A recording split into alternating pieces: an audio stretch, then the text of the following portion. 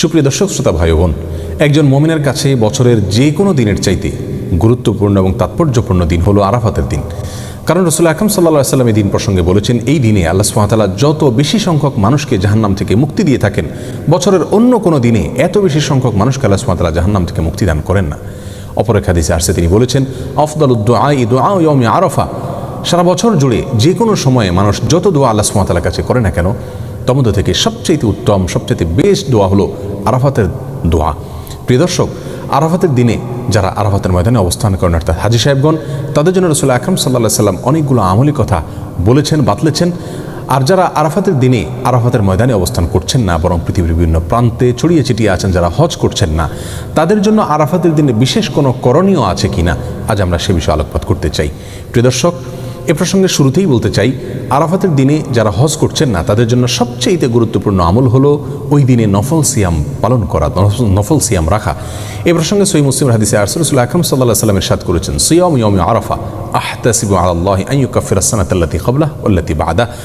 অর্থাৎ আরাফার দিনে যদি কেউ নফল সিয়াম রাখে, যারা হজ করছেন না অবশ্যই তাদের জন্য, হাজী সাহেবদের জন্য এটা প্রযোজ্য নয়, তাহলে এই নফল সিয়াম আল্লাহ সুবহানাহু ওয়া তাআলার মাধ্যমে আমি আশা করি যে বান্দার 1 বছর পূর্বের এবং 1 বছর পরের গুনাহ আল্লাহ সুবহানাহু ওয়া তাআলা মাফ করে দিবেন। প্রিয় দর্শক, অতএব আরাফাতের দিনের সবচেয়ে বড় আমল, প্রধান আমল হলো এই দিনে আমরা সিয়াম পালন করব। আরাফাতের দিনে সিয়াম আমরা ঠিক কোন দিনে পালন করব, এই নিয়ে যথেষ্ট ধোঁয়াশা এবং বিতর্ক রয়েছে।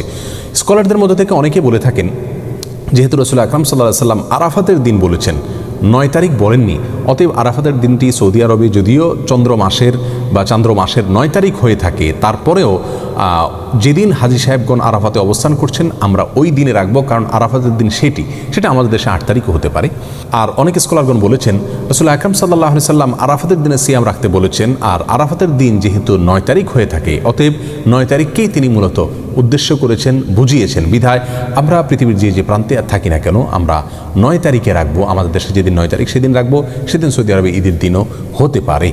যাই হোক, এখানে দুটি মত আমরা দেখতে পাচ্ছি। এই দুটি মতের কোনোটি রাসূল আকরাম সাল্লাল্লাহু আলাইহি ওয়াসাল্লামের সুস্পষ্ট কোনো হাদিস দ্বারা সরাসরি সমর্থিত নয়, বরং এই দুটি মতই গবেষণামূলক। আমরা যেই মতটি আমাদের কাছে বেশি যৌক্তিক মনে হবে সেটার উপর আমরা আমল করতে পারি। আর যদি উভয় দিনে আমরা নফল সিয়াম রাখি, অর্থাৎ চন্দ্র মাসের 8 এবং 9 উভয় দিনে যদি আমরা সিয়াম রাখি, তাহলে সেটা সবচেয়ে উত্তম। কারণ কোনো বর্ণনা দ্বারায় জিলহজের প্রথম দশকের প্রথম 9 দিনই সিয়াম রাখার কথা, সিয়াম পালন করার কথা বোঝানো হয়েছে, নির্দেশ করা হয়েছে।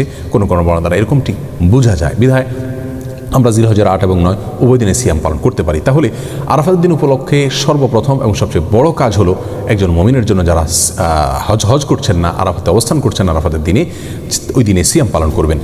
আর দ্বিতীয় আমল হলো লা ইলাহা ইল্লাল্লাহু ওয়াহদাহু লা শারীকা লাহু লাহুল মুলকু ওয়া লাহুল হামদ ওয়া হুয়া আলা কুল্লি শাইইন কাদির। এই বাক্যগুলো বেশি থেকে বেশি বলা, পাঠ করা আরাফাতের দিনে। রাসূল আকরাম সাল্লাল্লাহু আলাইহি ওয়াসাল্লাম বলেছেন, ওয়া আফদালু মা কুলতু ওয়াল আমবিয়াউ মিন ক্বাবলি লা ইলাহা ইল্লাল্লাহু ওয়াহদাহু লা শারীকা লাহু লাহুল মুলকু ওয়া লাহুল হামদ ওয়া হুয়া আলা কুল্লি শাইইন কাদির। অর্থাৎ আমি যত বাক্য আমার মুখ দ্বারা উচ্চারণ করেছি, যত জিকির করেছি আমি এবং আমার পূর্বে যত নবীগণ যত জিকির করেছেন, তার ভিতরে সবচেয়ে উত্তম জিকির হলো এটি। রাসূল আকরাম সাল্লাল্লাহু আলাইহি ওয়াসাল্লাম এই জিকির আরাফাতের দিনে, এই দোয়াকে, এই বাক্যগুলোকে আরাফাতের দিনে পাঠ করার পরে বিশেষভাবে নির্দেশ দান করেছেন। এই দোয়াগুলো বা এই বাক্যগুলো যদিও হাজী সাহেবদের জন্য, যারা আরাফাতের মধ্যে অবস্থান করছেন তাদের জন্য বলা হয়েছে, তারপরেও এই বাক্যগুলো যারা হজ করছেন না বা আরাফাতের দিনে আরাফাতের ময়দানে বাইরে আছেন তারাও পাঠ করতে পারেন। এটাই বিশুদ্ধ মত। কারণ রাসূল আকরাম সাল্লাল্লাহু আলাইহি ওয়াসাল্লাম এখানে নির্দিষ্ট করে দেননি যে শুধুমাত্র আরাফাতের দিনে যারা অবস্থান করছেন তারাই পড়বে, বরং আরাফাতের দিনে যে আমলগুলো আছে সেগুলো দিনের সাথে তিনি সম্পৃক্ত করেছেন। হ্যাঁ, যারা সেই দিনে আরাফাতের ময়দানে অবস্থান করে এই বাক্যগুলো বলতে পারবেন বা আরাফাতের ময়দানের যে সমস্ত আমলগুলো আছে সেগুলো করতে পারবেন, সন্দেহাতীতভাবে যারা বাইরে থেকে করছেন তাদের চাইতে তারা অনেক বেশি ফজিলতের অধিকারী হবেন, অনেক বেশি মর্যাদার অধিকারী হবেন, সেটা বলাই বাহুল্য। কিন্তু যেহেতু আরাফাতের দিনের আমলগুলোকে রাসূল আকরাম সাল্লাল্লাহু আলাইহি ওয়াসাল্লাম দিনের সঙ্গে সম্পৃক্ত করেছেন, অতএব ওই দিনে পৃথিবীর যে প্রান্তে মানুষ থাকুক না কেন, সেই দিনে যদি মানুষ বেশি থেকে বেশি সে আমলগুলো করে, তাহলে তারাও ইনশাআল্লাহ বিইজনিল্লাহ ফজিলত পাবে। অতএব আমরা দ্বিতীয় আমল হিসাবে আরাফাতের দিনে বেশি থেকে বেশি এই বাক্যগুলো পাঠ করব, লা ইলাহা ইল্লাল্লাহু ওয়াহদাহু লা শারীকা লাহু লাহুল মুলকু ওয়া লাহুল হামদ ওয়া হুয়া আলা কুল্লি শাইইন কাদির। আরাফাতের দিনের তৃতীয় আমল হলো, যেহেতু আরাফাতের দিনে সিয়াম পালন করা সুন্নাহ, আর সিয়াম পালন করলে যদি কোনো ব্যক্তি সিয়াম পালন করে তাকে ইফতার করানোর ফলে ওই রোজাদার ব্যক্তি রোজা রেখে যে পরিমাণ সওয়াব পান, ইফতার করানো ব্যক্তিকে আল্লাহ সুবহানাহু ওয়া তাআলা সমপরিমাণ সওয়াব দান করেন।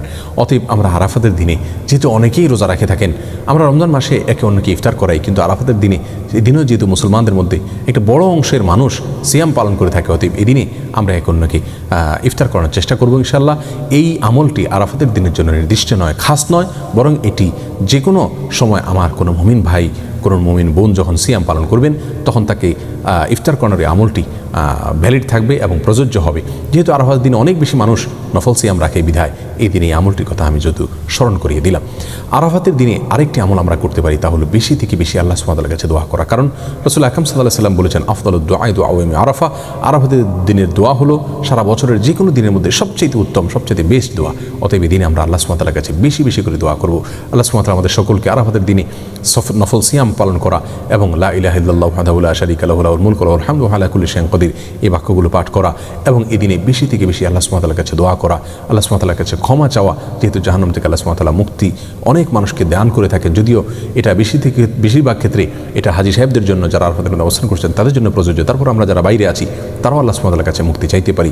সেই সাথে যারা সিয়াম পালন করে থাকেন আমাদের আশেপাশে জানাশোনা, আমাদের নিকটাত্মীয় অথবা প্রতিবেশীদের মধ্যে থেকে, যে কোনো মুসলমানদের মধ্যে থেকে তাদেরকে আমরা এই দিনে ইফতার করার চেষ্টা করবো। আল্লাহ সুবহানাহু ওয়া তাআলা আমাদের সকলকে আরাফাতের দিনের সমস্ত মর্যাদাগুলোকে নিজের করে নেওয়ার তৌফিক দান করুন এবং আমাদের যে সমস্ত ভাইরা আরাফাতের দিনে আরাফাতের ময়দানে অবস্থান করছেন, আল্লাহ সুবহানাহু ওয়া তাআলা তাদের সমস্ত দোয়াগুলোকে, সমস্ত নেকামলগুলোকে, সমস্ত ইবাদতবন্দিকে, সমস্ত সুন্নাহগুলোকে কবুল এবং মঞ্জুর করেন। জাযাকুমুল্লাহু খায়রা। আসসালামু আলাইকুম ওয়া রাহমাতুল্লাহি ওয়া বারাকাতুহু।